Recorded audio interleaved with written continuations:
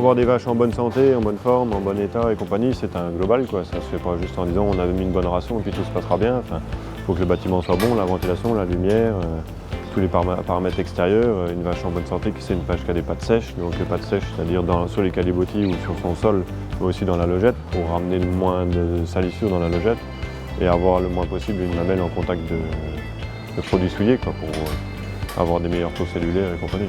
Le type de produit, on a essayé plusieurs produits, tout dépend du bâtiment, mais nous ayant notre bâtiment très ouvert, l'été quand tout est ouvert, où on cherche quand même un maximum de courant d'air pour rafraîchir les vaches, il faut que le produit soit assez dense pour ne pas voler, sinon à un moment donné quand on avait essayé la sciure, on revenait le soir, il n'y avait plus de sciure dans les logettes parce que tout avait volé, quoi.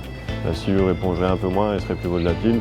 La farine de paille, elle, la paille d'orge, qui est appelée aussi copeaux, serait plus volatile mais moins irritante. Par contre, la paille de blé tiendrait mieux et volerait moins, donc ce serait mieux au niveau compromis pour avoir quelque chose qui tienne, qui assèche et qui reste dans la logette. Oui, ici, on peut en voir, mais il y a très peu de jarrets irrités. Il y en a peut-être une, mais c'est vraiment très rare. Des gros jarrets, il n'y a pas du tout. Donc c'est aussi une adéquation matelas et asséchant qu'il y a dessus. Tous les jours, en poussant les vaches, on nettoie les logettes, on retire les bouses et tout le lait qui peut avoir coulé dans les logettes. Et puis après, on refait un deuxième passage avec la farine de paille qu'on dépose à la main, qu'on a dans une réserve dans un seau, et puis on dépose à la main dans les logettes. C'est la simplicité par rapport à ce qu'on a, il n'y a pas de tracteur, il n'y a rien à démarrer, on prend notre seau, on fait notre aller-retour.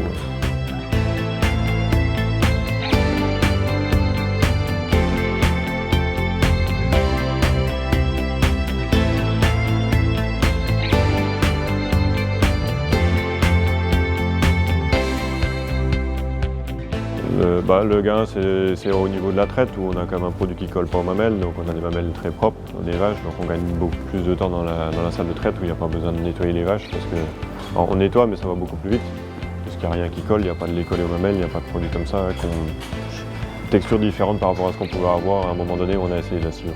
On est satisfait de ce produit-là où on a un peu cherché en ayant fait déjà la poussière de chanvre, après la sciure, après aujourd'hui la farine de paille, où on a essayé le copeau de paille et la farine de paille.